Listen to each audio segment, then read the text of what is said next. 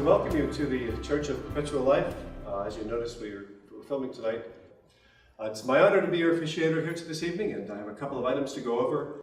We're working on a schedule of events for the church in 2014, next year. The schedule of events will be things that we'd like to see happen, and we'd like to have your suggestions. You'll notice there's a suggestion box in the lobby here just outside of the sanctuary, as well as downstairs in the social hall. If you have any comments or suggestions, I look forward to reading those. As you notice, we are live streaming tonight, and we're very happy to be doing that.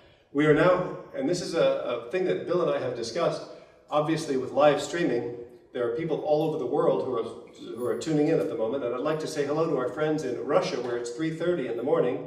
We salute you for Medav and the rest of you in Moscow, and Cryo-Rus. We thank you for being here. Also, the Jindamani clan over in southern Thailand, welcome to the Church of Perpetual Life in Hollywood.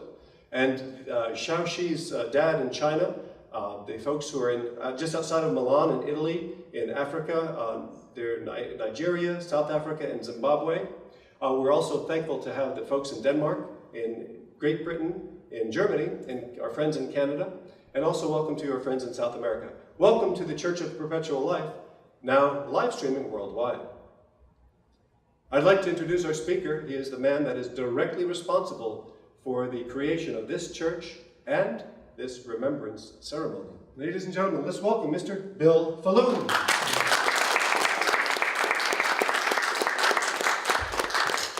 Thank you, Neil. The Church of Perpetual Life was established to unite like-minded individuals into an organization that will teach scientific rationality and accelerate the Creator's plan for mankind to develop technologies that will facilitate the transformation of life into an environment of perpetual duration. No one can rationally argue that illness is preferable to good health. No one can rationally argue that involuntary death is preferable to vibrant life. An increasing number of people are refusing to accept the concept of involuntary death. These enlightened individuals are rebelling against the societal and scientific inertia that is robbing us of our youth, our health, and our very existence. There is a flaw that exists in the minds of many people today that enables them to accept abhorrent traditions, traditions that involve aging, disease, and involuntary death. These abhorrent traditions are accepted as inevitable merely because that's the way it's always happened. Now, the Church of Perpetual Life, we have a tenet that indefinitely extended, healthy human lifespan is not only desirable, but attainable, and what the Creator intended for mankind to accomplish. Now tonight we're going to talk about some sentimental traditions that people sometimes yearn for in today's world. Those yearnings, though, are erroneous. They imagine that in the past, somehow these December 4th Eves were celebrated with greater festivities, with greater illumination, with more soothing, tranquil environments. Now, the pictures you see on the screen, this is how people nowadays imagine how it was in the past on December 4th Eve, where people would get together and they would celebrate in brightly lit rooms, and they would have warm environments and just have a better sense than what we have today. This is a picture, of course, of Ebenezer Scrooge here with his wealthy family members. Those people were so wealthy, they could afford candles. Candles are made out of animal fat. Poor people could not afford candles because, you see, the animal fat that they had access to had to be eaten or they would die from famine. So wealthy people could afford candles, but unfortunately candles weren't a very good source of illumination. I mean, typically something you might imagine looked like this, in reality would look quite a bit darker. A rather dimly lit room in which the lighting would be very limited, would be very expensive. So it was a real challenge even for people who had money to be able to afford to have light in their house after the sun set. Now, what we want to do with this church tonight, we're gonna just create a little bit of the ambiance of what it was really like about 150 years ago to come out after dark, after the sunset. So we just want to lower the lights for a little bit to resemble what it may have been like trying to go to a church where you didn't have much in the way of light. You had a lot of darkness. And no matter how hard we try to make this church dark, we're not going to be able to do it because lighting has become so abundant that it's going to be reflected from other rooms. And this is just the way it is in modern society. Lighting is cheap, it's readily available, and we can't imagine doing without it. And yet 150 years ago, that's just the way it was. So when you look at how people celebrated Christmas and this holiday, for the most of the world, these are people who could not afford candles. They couldn't afford kerosene-fired lamps. For the most part, Christmas kind of looked like this. It was dark. There was nothing for people to see. It was a very dark event. I mean, the sun set, and for those of you who were around during the Hurricane Wilma in 2005 here in South Florida, we learned what it was like to not have electricity because as the sun set, everything got dark, and we were relying on flashlights, generators, whatever we could to enable us to see. So it was a rather pathetic situation. So tonight's presentation is on electricity, but more importantly, on what enables us to have electricity. We need energy. Without energy, there wouldn't be any electricity. It wouldn't matter how many smartphones were invented, how many light bulbs were invented, or music devices. Without the energy to produce the electricity, we'd be in really bad shape. To fully appreciate the progress that we've made over the last 150 years, and that's just a slither of time in the whole of human recorded history, we should appreciate what people went through just 150 years ago if they could afford it. If they could afford it, they would have kerosene lamps, or they would have lamps that were illuminated by whale oil. Whale oil, as you can imagine, was very costly. Most people just couldn't afford it. When the sun went down, it got dark. And that's the way human history was until a very interesting event occurred. And we're going to get into that in just a minute. People, if they had some money, if they lived in a big city in the 1820s, and that's really not that long ago in the 1820s, they did have some access to natural gas light. But there were a lot of problems with that. Some people died from the toxic effects of the natural gas. It smelled up the house, and it wasn't always reliable. And it still did not illuminate anywhere near what we would expect and what we would demand today. Some people used turpentine. They used all kinds of flammable materials to create light. And if you could afford it, you did it. Most people could not afford to even light their homes. So we look back on this so-called festive holiday in the past, and we imagine that somehow it was different. It may have been better, but it wasn't. It was quite dark. That changed. That changed in 1859. It changed in a way that resulted in the Industrial Revolution and the lifestyle and the technology that we now enjoy today. And it changed because of an individual. One individual who was persistent enough to discover a way to extract the energy we need to enjoy the light and the power and all the conveniences we have in modern day society. They knew that there was oil seeping out of the ground in certain places of the world. And in western Pennsylvania, people would take the oil seeping out of the ground, put it in a barrel, and sell it. It would be converted into kerosene, and that's what people used to light their lamps. The trouble was, it was very expensive. If you knocked that lamp down in your house, you might burn to death that night. And people, for the most part, just could not afford it. Well, an individual who is not regarded in history with the magnitude of his accomplishments the way he should. Some of you in high school may have remembered some reference, a passing reference to a man named Edwin Drake. He drilled a hole in western Pennsylvania, supposedly, and according to the history books, and oil shot up all out of the ground. But it wasn't that simple. It really was not that simple. He developed, Edwin Drake on his own, a concept that since you can drill for water in the ground and sometimes find a well and pump the water out, he thought you could do the same thing with oil. But that was not an accepted doctrine back in 1858. most people ridiculed the idea that you could ever drill in the ground and economically pull out oil and use that oil on a commercial basis. But he was persistent. He convinced other people to put up a little bit of money, relatively small amounts of money, to finance his attempts to pull oil out of the ground. He was ridiculed by most people, as most innovators are. Someone comes up with a new concept and it's considered impractical or impossible, or it just won't happen according to the majority of people. But Edwin Drake, he didn't give up. He persisted, even though his investors were growing quite impatient and quite critical. They did not like the idea their money was being spent and he was not finding oil. He would drill these holes in the ground, the well would collapse, the derricks would collapse into the well itself. He had to figure out all kinds of creative ways to pull oil out of the ground, something we take for granted nowadays. But it wasn't that way in 1858. We're talking about 150 years ago. Nothing, a trivial amount of time in recorded human history. In August of 1859, a fortuitous event occurred. The investors had grown impatient.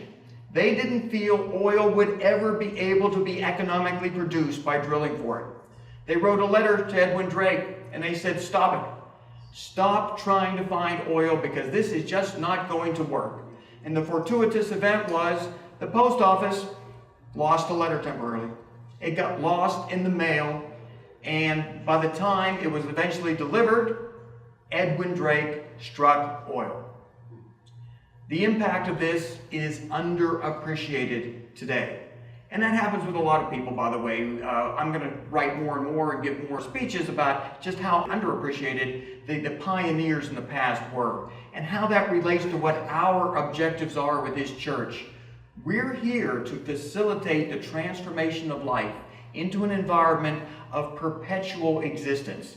And almost no one in the world believes us. And that's okay. No one believed Edwin Drake was ever going to strike oil. Or if he did, it would ever be economically feasible to pull it out of the ground. And if he did pull it out of the ground, what were they going to do with all that oil? Because there wasn't that much of a demand for kerosene because virtually no one could afford it. Edwin Drake persisted. We are going to persist. And for the record, by the way, I set up an organization in 1977 to promote the concept of physical immortality, to promote the concept of slowing aging, of preventing degenerative disease. Between 1977 and 1980, the grand total of members I had in that organization was 0.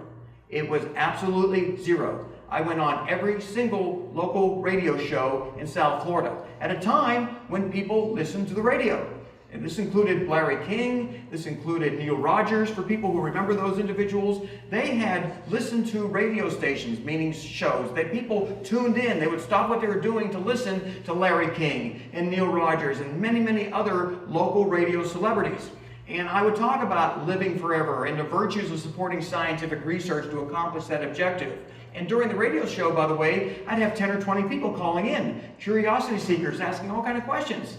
And the grand total, though, in that 3 years of aggressive public relations was 0.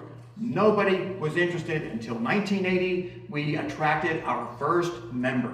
So I'm persistent. I'm going to continue being persistent. And I'm grateful that others like Edwin Drake were persistent, because what he accomplished with discovering a way to pull oil out of the ground was the Industrial Revolution. Equipment all of a sudden could be lubricated. It could be powered. It gave us the energy to generate electricity. It gave Edison the motivation to develop a light bulb and all kinds of electronic devices because the energy to produce the electricity was available. Before Edwin Drake figured out how to pull the oil out of the ground, no one would have figured out a way to use electricity economically because there was no energy to power it. So the Industrial Revolution was paved by Edwin Drake's persistence. He believed you could economically extract oil from the ground. No one else did. He was proven right, and we live in a fantastic world today because of that. It's impossible, again, to understate what Edwin Drake did, but if you realize that his technology was considered an impossible to do feat. No one believed it could ever happen. And nowadays, they've got offshore rigs. They're going 5,000 to 8,000 feet deep into the ocean, and then they're going 3,000 to 4,000 feet under the ocean floor to pull out oil.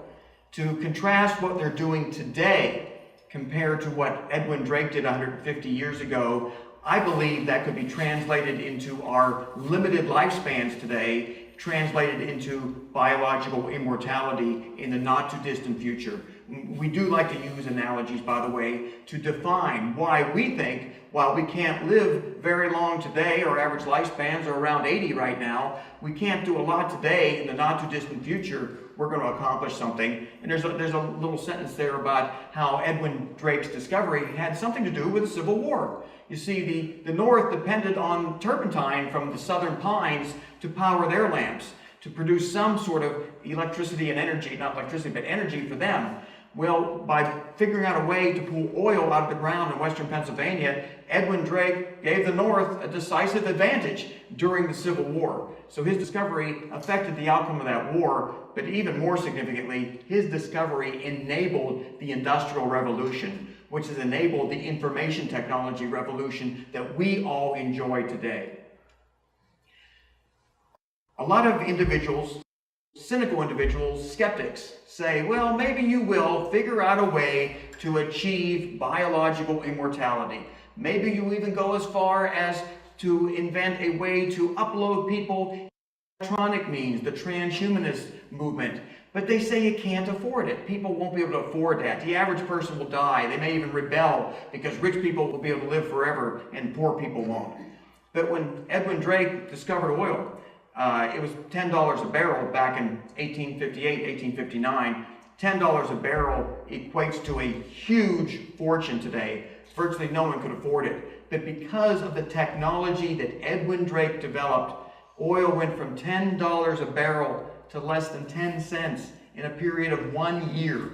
So those who feel that cryopreservation is only for wealthy people, that individuals who are middle class or poor won't be able to afford it, well, it's just a matter of technological evolution. As the technology improves, it will become very inexpensive, as has long-distance telephone calls, information technology. A lot of expensive items in the past are now readily affordable to everybody. We feel that cryopreservation will be affordable to everybody in that not-too-distant future. This is just a chart showing how technology really does affect what mankind is able to do. We see a chart showing increasing oil production in the United States, and then we see it go down. And there was a fear when it was going down that we were going to run out of oil. That was the fear not just amongst the media and uninformed people. The experts said, we are running out of oil. But guess what? An individual named George Mitchell in Texas, it's a free enterprise individual, thought, what if we do some fracking? What if we do some horizontal drilling and tap the oil that we're unable to pull out of the ground? And guess what? It worked. It worked in a way that the United States is going to become the largest energy producer in the world in the not too distant future. So this chart shows 2010 and the amount of oil production increasing. That's going to continue to exponentially increase, both oil and natural gas, to the point where it's going to create prosperity in this country. And prosperity, by the way, is very good news for us, because when we start operating more efficiently as a country, it enables more resources to be put into longevity research and immortality research. So there's very good news when it comes to an area that you wouldn't associate with this holiday, and you might not associate with a talk in a church of perpetual life, but it does analogize what happens when technology is evolved. There is a book that I've been familiar with for the last 20 years. You can order this book on Amazon. There's used copies available. The Good Old Days, They Were Terrible. It's the title of the book. And each chapter is only about 2 or 3 pages long. It's a great book to get because it tells you how things really were in the late 19th century and the early 20th century for those who like to romanticize about how much better they think things were in the past. And on a December 24th holiday, there's all kinds of images of festive activities and people maybe being in a better spirit, maybe less stress. I can guarantee you, after you read this book, those people in the late 19th century, early 20th century, they had a lot more stress than what people have today. Number one, they all had chronic medical problems. ones that cause them pain and suffering every single day of their life, problems that we go to a doctor and they'll prescribe a pill, they'll prescribe a lifestyle change, and our problems go away. Let's talk about heartburn. 40% of the American public suffers from heartburn to one degree or another. Some of it severe, some of it mild. But if you lived in the late 19th century, early 20th century, they might give you some calcium, some magnesium, some aluminum, if they even had it back then, and that would be like a Band-Aid. You would still have chronic heartburn. They didn't have the medications they do today. They didn't even know why it occurred. So people would suffer from that one problem, about 40% of the public. So if you imagine someone in 1900 being in any way better off today, and they had chronic heartburn, I don't think they were. And nowadays there are medications that can be prescribed to temporarily alleviate it. If you make some lifestyle changes, the good news is it goes away. Now, one of the commitments I have with this church is that every time you attend a lecture, you're going to learn something that maybe you didn't know before. And that information possibly will result in you or someone you care for, their lives can be saved. So what we're going to talk about here, this is probably the next to last slide for this presentation, is a disease that nobody wants to hear a diagnosis about, be it for themselves or for someone they care for. Pancreatic cancer kills virtually everybody who contracts it, and it's not always a pleasant death. It occurs rather quickly also for people who are diagnosed at an advanced stage, which is when most people are diagnosed. There is an FDA-approved treatment, not approved to treat pancreatic cancer, approved to treat other cancers. When it's administered only 3 days prior to pancreatic cancer surgery, it results in meaningful improvements in 2 and 3 year survivals. You look at this chart, the group that was given a moderate dose of interleukin-2. This is an immune-boosting drug approved to treat cancer decades ago. And it doesn't work very well for its approved uses because the cancer patients, by the time they get the interleukin-2, they typically have advanced metastatic disease. Interleukin-2 is approved mainly to treat advanced metastatic melanoma, renal cell carcinoma, cancers that when they're in advanced stages, virtually nothing's going to work. But if administered before surgery in pancreatic cancer, dramatic improvements. You look at the 2 year survival rate in people getting interleukin-2, 33% of them are still alive. If that number doesn't seem very high to you, understand most people don't make it 2 years. The control group, only 10% of them were still alive. And these were people, by the way, who were candidates for pancreatic cancer surgery. Most people diagnosed aren't even candidates for that. You go out 3 years, 22% of the interleukin-2 group still alive. None of the control group. 100% of the control group were dead. 22% alive. So if pancreatic cancer is ever diagnosed in someone that you know, this is information that's available, by the way, on the internet. You can type in interleukin-2 and pancreatic cancer, pull up the study, run that study to that patient and their doctor or your doctor and say, administer me 9 million units of interleukin-2 3 days before surgery. It might work better if it was administered 7 days before surgery. There's a number of other ways to improve survival. The pancreatic cancer surgery, by the way, it's called the Whipple procedure. It was first described in 1935, the Whipple procedure. It involves the removal of a portion of the stomach, small intestines, the liver, the pancreas, or a good portion of the pancreas. It is an incredibly mutilating surgery. It creates myriads of side effects, and yet patients administered the interleukin-2, their post-operative complications were only 33%. And the people not administered the interleukin-2, 80% of them suffered severe post-operative complications.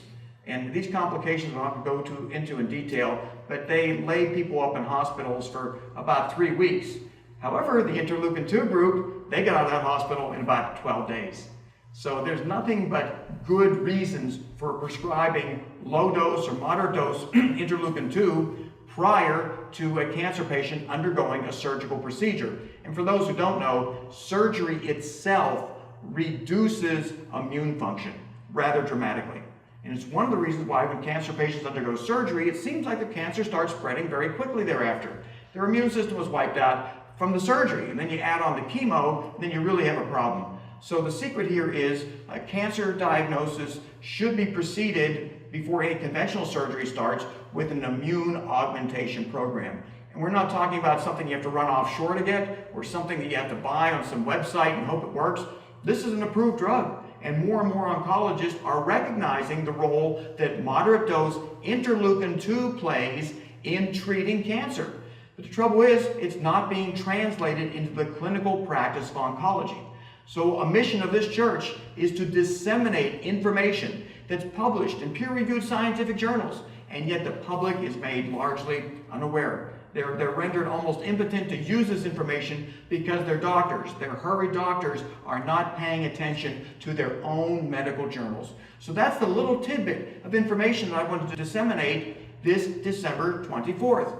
And 1 out of 70 people, I'm afraid, will be diagnosed with pancreatic cancer sometime in their life. Virtually everyone will die from it.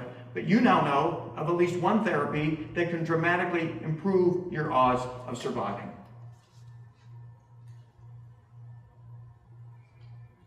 I think I've said everything that I have written here, but I'm going to just repeat a little bit of it. This is the journal where the study was done, Gastroenterology, 2006 issue. I've worked with innovative doctors for my whole life virtually, and they were telling me about interleukin-2 long ago. I've been recommending it to many cancer patients, and so often their doctors say, oh no, that doesn't work. And their doctors are right, it does not work against advanced metastatic disease. But when administered early in that disease process, it does work quite a bit different. And we need to always overcome the skeptics, the cynics, many of whom are in the oncology environment. And they're cynical because they're not delivering medicine in a scientific way. And as a result, their patients are dying, and they're thinking effective drugs like interleukin-2, again, it's been around for a long time. They're not using it right, and they're not prescribing it to their patients. If you really do have a pancreatic malignancy, and your primary oncologist, your surgeon is not going to prescribe it, you ought to go out and find a doctor who will. 9 million units injected subcutaneously, that can be done by almost any doctor. So you don't need your primary oncologist to be on board. You can just do it yourself. You should tell your primary oncologist you're doing it, but do this because it dramatically improves survival rates. Our prophet, Nikolai Fedorov, he has done so much as far as documenting what he foresaw mankind accomplishing. This service, by the way, is extremely unique. It's a remembrance of the Resurrectables. It doesn't deal a whole lot with what people today can do now to extend their healthy lifespans. And this is the reason most people, I believe, will be coming to this church in the future. This is mainly for immortalists who are looking to remember those, many of whom are our friends and our family who are in cryopreservation right now. But one little point about Nikolai Fedorov I want to make very clear. He advocated that we accelerate technology so that everyone alive today stays alive. He was a fanatic about not squandering our resources on war and discord. He felt mankind should unite to figure out a way how to prevent people from dying. But he went further than that. He felt that not only did we need to accomplish universal salvation in today's world, but that we had an obligation to our fellow human beings who were already deceased. And that obligation was to develop technologies that would result in the bodily resurrection. That's the bodily resurrection of all human beings who have ever lived. This is what Nikolai Fedorov preached in his books, in his many speeches. He advocated that we develop, mankind develop some method to resurrect every human being who has ever existed. Now, our church cannot foretell how that would happen to someone who is not cryopreserved or preserved by some other method. In other words, if the structure of a person is gone, we have no idea how that bodily resurrection would ever occur.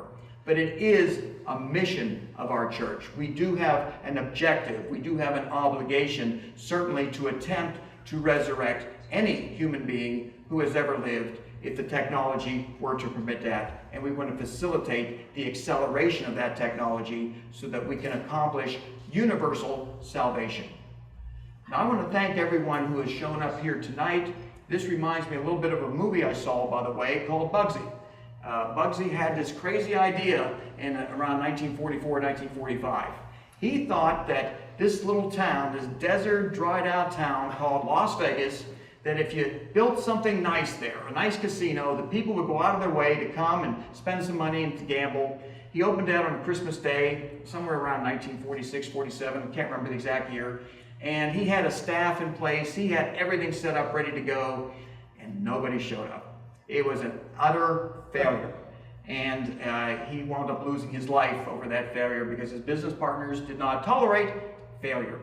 And if you fly out to Las Vegas nowadays, you see that his concept was not something ill-conceived. He had a great concept, he just didn't implement it the right way, and it was just not quite the right time in history. And I'm sure most of you have been to Las Vegas. You see hundreds of fantastic buildings, incredible amounts of money being spent. Its economic model had tremendous viability, just wrong place, wrong time. So again, this December 24th Eve, I want to thank you, and we're going to have some interesting services down the road, and I'm looking forward to this church becoming an incredible success. Thank you, Bill.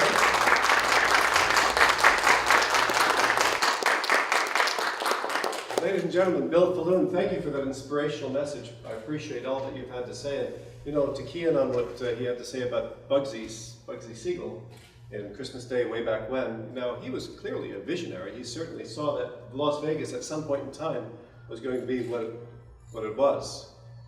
But I think that, Bill, I think that you also are going to be leading us in a great quest here in ending aging and defeating death. Can you remember what life was like when you were a child? Are you like me around the holidays, reminiscing on things when you were young, throwing snowballs and making snow angels and writing letters to Santa and leaving him milk and cookies at night, on Christmas Eve tonight, anticipating what's going to happen on Christmas morning? Then Santa would come on Christmas Eve, and in the morning you'd open your presents that were nicely signed by jolly old Saint Nick.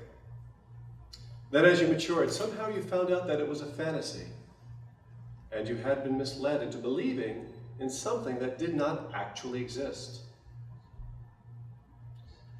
Then as an older and more mature thinker, maybe you attended a church or a temple and wondered if there were other lies or deceits. Perhaps you wondered what else in life was a fantasy. Perhaps you began to question the commonly held belief in a life after death. Perhaps you wondered, what if there was no afterlife? That death was the end. No heaven, no Zion, no nirvana, no paradise, just the end of your life. Perhaps you realized that in 500 years or 300 years or 200 years, all of the things that you have done, all of your accomplishments, your life, all of this would be for naught, that it would be all forgotten. Our mission here at the Church of Perpetual Life is to end aging and defeat death. Tonight we shall remember all of the approximately 220 patients currently in cryopreservation. We shall hold a light for these men and women and children until we shall all meet again in a brighter future. We shall now remember the Resurrectables. I'd like to invite you, if you're interested in doing so and you feel comfortable doing that, to come forward and light a candle for those who are in cryostasis. And if you're comfortable speaking on the microphone, the names, we're going to get to that point as well. There are short biographies of the 70 Resurrectables that have made their cryopreservation suspensions public. At any time during this process, you can also come forward and light a candle for those that have passed. Maybe they're not in cryostasis, and if you'd like to say a silent prayer, you're welcome to do so as well. Or to say a prayer for a cryonaut who is cryonaut of the future. The first cryonaut was Dr. James Bedford, and Adam's going to bring that up now. Dr. James Bedford is the first person frozen under controlled conditions for possible later revival. Dr. Bedford was a serious man of pleasant disposition who made many friends. In 1966, the 73-year-old retired professor became the first cryonaut, the first person to make advanced arrangements for cryopreservation, which was carried out the following January by the Cryonic Society of California. After years of private storage by relatives, he was transferred to TransTime in the 1970s, and now is at Alcor. Don't be afraid to wear overalls, the practical-minded psychology professor would tell his students. Dr. Jim knew many honors, wrote books on vocational guidance, taught for years in California schools, and undertook several wilderness expeditions. Chase, would you like to come? Chihiro Asoimu, Margaret Bradshaw, Joseph G. Cannon and Teresa M. Cannon. Born in Wisconsin in 1915, Joseph George Cannon studied engineering in college and became a licensed consulting engineer in the early 1940s. Around mid-1945, he married Teresa Terry Mackey, who would be his wife for many years. Terry was born in Michigan in 1916 and was an elementary school speech correctionist by profession. Joe boasted that in 39 years of marriage, they never had an argument, though they did have disagreements. The Cannons purchased property in Florida and started spending their winters there. Returning to their home in Wisconsin for the warmer months, Joe and Terry had a long-time interest in cryonics, which culminated in their cryopreservations at Alcor as an unusual married couple who both have exercised that option, Joseph G. Cannon and Teresa M. Cannon. Fred Chamberlain II. Fred Jr. was the father of Fred Chamberlain III, who with his wife Linda founded Alcor in 1972.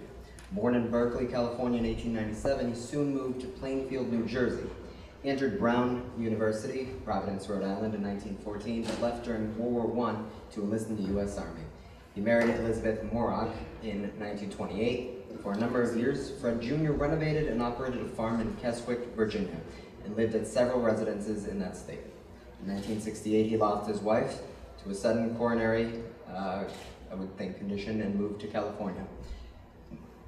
Among his many talents, Fred wrote inspiring poetry and loved to play the guitar and keyboard. An accomplished engineer, he was the first to standardize a scientific cryopreservation protocol. Built the first perfusion equipment himself and put it all into a manual so others could duplicate this work. He was a pioneer in involving cryonics out of the mortuary. Fred is still a part of all of us in TerraSound collective consciousness, and we will continue to enjoy his warm creativity again soon. Lyubov Chernaya. Lyubov was a therapist and a loving mother of Valery Udilov, the director of CryoRes. John Knoll. John Knoll was a member of the Cryonics Institute since 1991. John was at one time the contracts officer, the CI, the person who verifies that members' contracts are completed. John worked in the aerospace industry before he retired. Dr. Eugene T. Donovan. Gene was a psychiatrist. He had always wished for immortality, but believed that science and medicine would someday provide for it, but he also believed that it would never be within his personal reach until he found out about cryonics. Cindy Donovan said Gene was dying, Gene wanted to be suspended, and Gene needed to die with what he called a dream in his pocket. So he decided the night to do everything possible to make that dream come true. Wesley Ducharme and Viola Rose Dufault. Viola is the grandmother of CI member Kevin Boyle. She appeared on television interviews with Kevin in response to journalists' interests in Kevin's dog, Thor's cryopreservation, and became a CI member herself. She attended the 2006 annual general meeting at the Cryonics Institute with her current son Kevin, where she was thrilled to meet and have several friendly conversations with Robert Ettinger throughout the weekend. Viola Rose Default was born in Haverhill, Massachusetts on January 9th, 1919. During most of her working career, she was an office manager for various Boston area companies. Viola was a very outgoing person. She enjoyed traveling and made friends easily. She was also a voracious reader. Dr. John Erfurt. Elaine Ettinger, Robert Ettinger's first wife. May Ettinger, Robert Ettinger's second wife. Ray Ettinger is the loving mother of Robert Ettinger. Robert Chester Wilson Ettinger. Robert was an American academic known as the father of cryonics because of the impact of his 1962 book, The Prospect of Immortality. The book said that future technological advances could be used to bring people back to life. He is considered by some a pioneer transhumanist on the basis of his 1972 book, Man and Superman. Ettinger founded Cryonics Institute and the related Immortalist Society. Ettinger became an overnight media celebrity with many published articles and television appearances and radio programs in which he promoted the idea of human cryopreservation.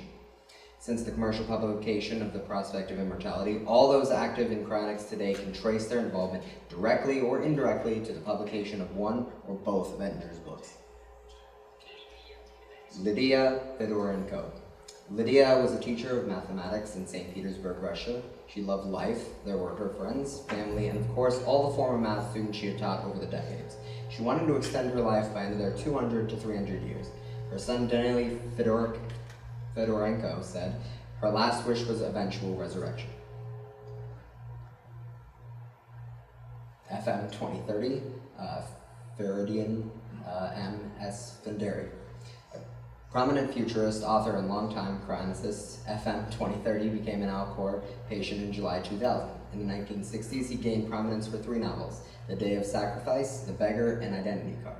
In the 1970s, he started a popular series of books about the future, which came to include Optimism 1, Upwingers, Telespheres, Are You a Transhuman, and finally Countdown to Immortality. He changed his name to FM 2030, hoping to remain active to the year he would celebrate his 100th birthday. He had a strongly positive view of life and in the future. In the introduction of Upwingers, he summarizes this feeling. My regret is that I am not optimistic enough. It is not possible to project the fantastic worlds which will continue to open up to us in the coming years. Worlds which would far transcend my most daring optimism. Dr. Andrea Foote. Elmer Fredrickson. Arlene Frances Fry. From Her Blue Eyes Will Sparkle by Linda Chamberlain, Arlene's blue eyes sparkled as she told the hospice nurse, I feel wonderful. Her voice was weak, it trembled as she continued. My mother was quite a character, a great role model in many ways, and a woman who became a strong cryonics convert in the last few months of her life. We made a promise long ago to meet again in the future at the most elegant lounge on the moons of Saturn, overlooking the rings and to toast the old days, the struggle to survive. It will become a centennial event, meeting to share travelers' tales and being there together. I know Arlene's blue eyes will sparkle as we toast to success and to being together again. Michael Louis Friedman. Michael was an Alcor suspension member since 1987. An attorney, Michael was gunned down in Los Angeles Law Library, slain by a disgruntled client he hardly knew. The client's 62-year-old James Sinclair had a grudge against the police for alleged misconduct, and also a history of mental problems. The 38-year-old Freeman had agreed to take his case when another attorney dropped it after being threatened. Still trying to familiarize himself and photocopying some documents, Freeman was shot, unfortunately. Michael Louis Friedman was an Alcor suspension member since 1987. James Gallagher. Jim was a software developer from Sunset Beach, California. Jim was a libertarian. He felt that the concept of government was inherently flawed.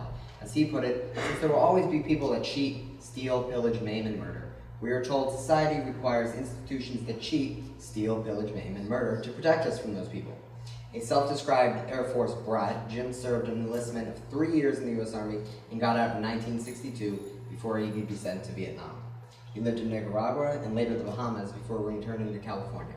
He was CryoCare's first patient to be suspended. Paul Garfield and Jim Glennie. As time passed, the idea of cryonics began to appeal to Jim. He had always had faith in science and wanted to see the future and experience the rewards it could bring. When he discovered he had a life-threatening illness, he had no further doubts. He completed the necessary paperwork and became an Alcor member. Jim lived in Colorado, where he was a hydrogeologist. He specialized in mapping groundwater. Jim and his remarkable wife, Mary Margaret Karen, had chosen to fight Jim's illness with every possible resource. In the event there was only one choice left, to cryopreserve himself in the hope that he would be revived in the future when his illness could be cured. Gregory Grabsky, Hugh Hart, David Hayes. David was one of the original founders of Suspended Animation Incorporated and was a longtime member of Alcor. Due to David's youthful age of 46, his clinical death was referred to Palm Beach County's medical examiner's office.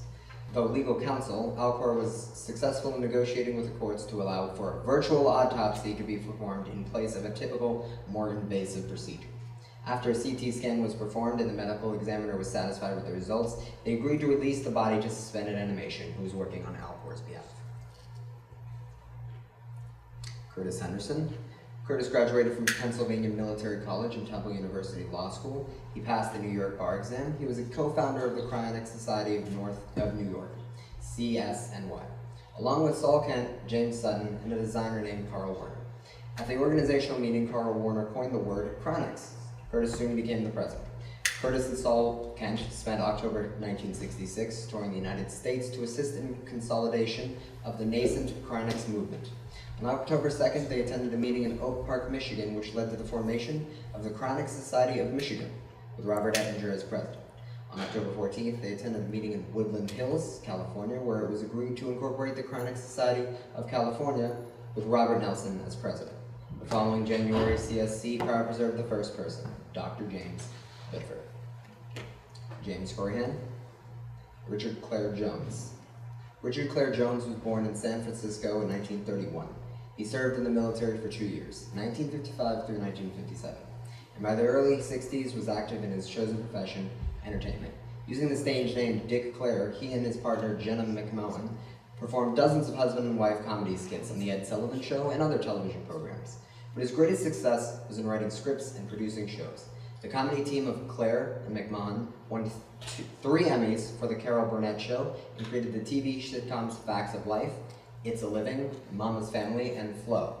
Jones' involvement in cryonics started early, around 1965, when he read The Prospect of Immortality by Robert Ettinger. Dick Jones, who became an AIDS patient, was cryopreserved by Alcor in 1988. Larissa Karpuk and Dora Kent. The mother of longtime cryonics activist and supporter Saul Kent, Dora Kent was born in Poland in 1904, of a Jewish background, and immigrated to the United States in 1922, along with her parents. Samuel and Sarah Lev Rothport and an older sister, Molly, Dora's husband, William Kent, died in 1940 when Saul, their only child, was less than 1 year old. So Saul had no memory of his father, and his mother did not remarry. Saul remembers this: "My mother was both a mother to me and a father to me. She was very devoted to me. She brought me up by herself. She stayed in the house and worked as a dressmaker at home. It wasn't until I was about 14 or 15 that she went out and got a job. My mother really believed in being independent and having as much freedom as possible, and I learned a lot of the way I am today from my mother." Lyudmila Kiselov, loving mother of Margaret Kiseleva. Sergei Kucherenko. Sergei was a worker in Kirovograd, Ukraine. Edward W. Kurt. And Jerry D. Leaf. Jerry D. Leaf was born in Artesia, California, close to Los Angeles, and spent much of his life in that vicinity. Jerry's wartime experience helped orient him towards an unusual career in trying to extend human life. In 1966, he heard a lecture on cryonics and was intrigued, and started corresponding with cryonics groups. In time, he would become an instructor in thoracic surgery, co-author of over 25 papers from the UCLA laboratory, and set up a program for the cryogenic storage of heart valves and arteries for transplantation into children. Meanwhile, he became active in cryonics and would direct some landmark experiments at Alcor in the 1980s to demonstrate recovery of function after initial stages of cryopreservation using animal models. A heart attack led to his cryopreservation in Alcor in 1991. Cryonics benefited greatly while he was active, achieving a new level of technical sophistication and respect. Alexei Lomtsev, Dr. Richard March, John Montz, Dr. Thomas Munson, Darius Nelson, and William O'Rice. Bill legally changed his name in 2002 to William Constitution O'Rice, Bill O'Rice, a name of birth, Billy Joe Bonsall. He described himself as an extreme libertarian, joined the Constitution in 2000, and completed his CI paperwork in July 2008. Bill was a lifetime member of the Immortality Institute, IMINST, which he joined in August 2002. He made nearly 10,000 postings to IMINST forums, And Ben Best said, "I respected his intelligence and his determined fight against death. Bill is a man who relentlessly questions and distrusts authority. Thinking for himself, he clung to life with every fiber of his being." Stanislaw Penska, Stanley, or Stash, as his parents called him, was born on April 13th, 1896. His parents came to the United States in 1890, hailing from Novi Targ, Poland. Contracting was Stanley's most enduring profession, continuing for about 40 years, but there were others along the way. It's hard to tell what drew Stanley to cryonics, but it also sparked a great interest. He received Cryonics magazine for many years before deciding to go further. But then he signed up so quickly and wanted to know what else he could do. Many newspaper clippings detail his donations to various local civic organizations, including the hospital and the fire department. Henrietta Potter, William Reeves, Orville Richardson, Anita Riskin, Mary Robbins, Dennis Ross, Walter Runkle, Valentina Simkini. Valentina was a loving mother. She worked as a civil servant in Moscow, Russia. Nadeska Senakova, Rocco Roy, Miss Costa's brother Rocco Roy Savella. He experienced cardiac arrest approximately 40 hours afterward without ever regaining consciousness. Prior to his operation, Roy had secured a promise from his family that if he did not survive the operation, he should be placed into cryonic suspension. According to Mrs. Costa, Roy had often talked about cryonics and had always said he wanted to be frozen whenever discussions about death or methods of disposition came up in conversation. Paul E. Siegel. Paul Siegel was an early cryonics activist in the New York City area, doing volunteer work with Curtis Henderson for the Cryonic Society of New York in the 1960s while pursuing a career in the biological sciences. In 1971, he relocated to the University of California, Berkeley, to complete his doctoral dissertation under the noted aging researcher Paola Timiris. Paul also became active in the Bay Area cryonics organization TransTime, where he directed a well-publicized series of experiments with hamsters to demonstrate recovery of function in mammals after cardiac arrest and partial freezing. He gained further publicity with Siegel's dog, Miles, who was cooled to the near ice point and then revived. In 1990, Siegel and associates formed the biotech company Biotime. Paul Siegel deanimated in 2003, was cryopreserved at TransTime. Rose Selkovich, Sylvia Sinclair, James H. Stevenson. Jim Stevenson, PhD, worked for NASA for 35 years in the Human Systems Integration Division. Jim was blind, a libertarian, and a longtime advocate of cryonics. A few years ago, he had this to say about his work. "I am an experimental psychologist. I am also blind. My work has applications for sighted as well as blind people.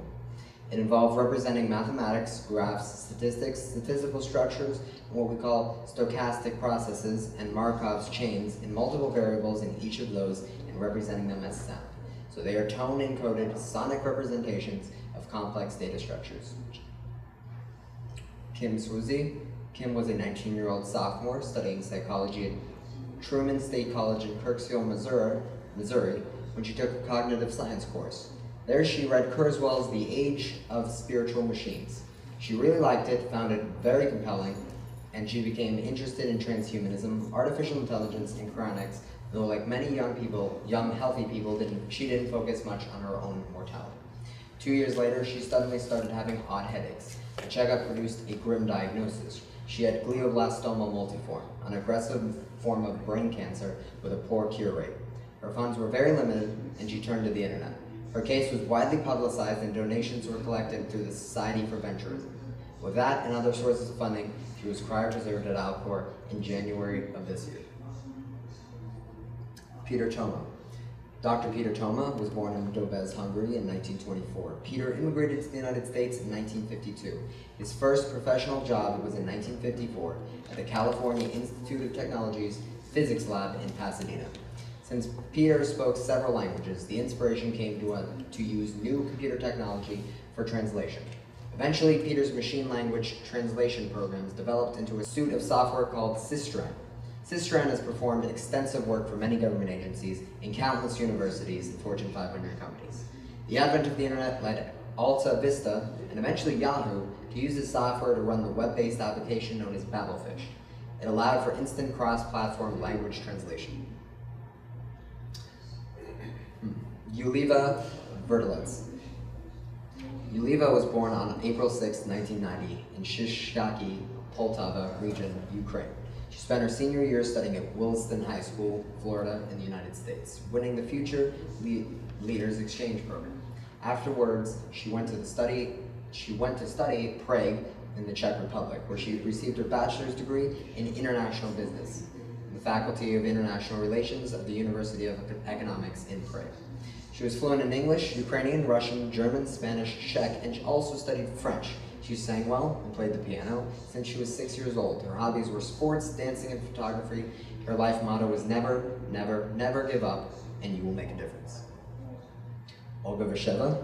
Olga was the wife of the famous blind Russian photographer and immortalist Igor Vladimirovich Vishev. They lived in Chelyabinsk, Russia. The Vishevs signed cryopreservation contracts after scrupulous research of the whole field. Jerry White, Eleanor Williams, Patricia Luna Wilson. Patricia Luna Wilson, better known as Luna Wilson, was the daughter of immortalist writer and organizer Robert Anton Wilson.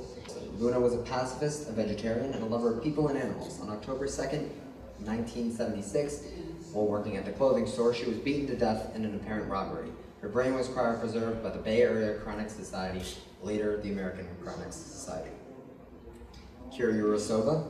Kira was the grandmother of Danila Andreevich Medvedev, the chairman of the board of directors of Cryoros. Jackson Jack Zinn. Jack was a California lawyer with a long history of Cryonics membership. Jack has had Cryonics arrangements with the American Cryonics Society, of which he was once president. TransTime, Alcor, and most recently CI. He even tried to start his own Cryonics organization, the International Cryonics Foundation. Leonard Zubkov. At the time of his untimely demise in cryopreservation in 2002, the 44-year-old Leonardo Zubkov lived in Crystal Bay, Nevada. World-renowned for his expertise in computer architecture and operating systems, he was also an entrepreneur who had become very wealthy. He trained to be a helicopter pilot and was close to receiving his license. On August 29th, he was flying over a lake with an experienced instructor in the Misty Fjords National Monument Wilderness near Ketchikan, Alaska. For reasons unknown, the copter took a flip dive into the cold water, landing upside down. The two aboard were casualties, most likely by drowning. His cryopreservation was brain only after a mandatory autopsy in Anchorage before his remains were released by the medical examiner and transported to Alcor in Arizona. Thank you, Chase. He did that all completely unrehearsed. He didn't know I was going to call upon him just now, and I appreciate you doing that, Chase. That was wonderful and very touching.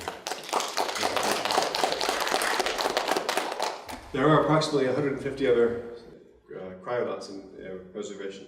Bill, I'd like to ask you to come forward, if you wouldn't mind, lighting the lavender candle, the purple candle, to represent all of these 150 or so souls tonight. So we're remembering them, and so we will light this candle in memory and remembrance of the 150 Resurrectables who do not wish to have their names be made public for whatever their personal reasons may be. And with the lighting of this candle, I want to thank you all for coming tonight. Do you have anything else to Yeah. And Bill? It's been a very interesting night. We have a lot of food downstairs, so I hope everyone is hungry. We advocate calorie restriction, but the quantity of food we have might make you want to make an exception this time. And so I'm going to be around for a couple hours to converse with individuals, and we just are looking forward to this church getting up off the ground and determining what people really want to do as far as the dates of attendance and the subjects that we're going to talk about. Though our annual Remembrance of the Resurrectables, we're going to have that. I feel that people who are in cryopreservation, they have an opportunity of revival. A tremendous amount of time and effort went into their arrangements and their cryopreservation, and so often they're kind of forgotten because life goes on. We all have other things to do. So at least once a year, we at least like to mention their names. And by the way, some of those names up there that were just kind of glossed over, I want to make sure that we talk a little bit more about them, because some of those people were real heroes. They made a big difference. But of course, we don't really have the time to go over every single biography. But we'll make sure next year we do that. So thank you, and I will look forward to having dinner with everyone downstairs. And you know, while we have a lower turnout at this particular first Christmas Eve than we had hoped for, I do know that there are a lot of people who are live streaming and watching tonight, and certainly many more to come as well. So I want to thank all of those people around the world, in Moscow, in Hatay, in near Beijing, and all around the world who have come visited us this evening through the magic of the internet. Next we get a traditional kosher turkey and brisket feast downstairs. So we have lots of wonderful times yet to have downstairs. Lots of things to talk about. Good food to eat. Certainly plenty of drinks.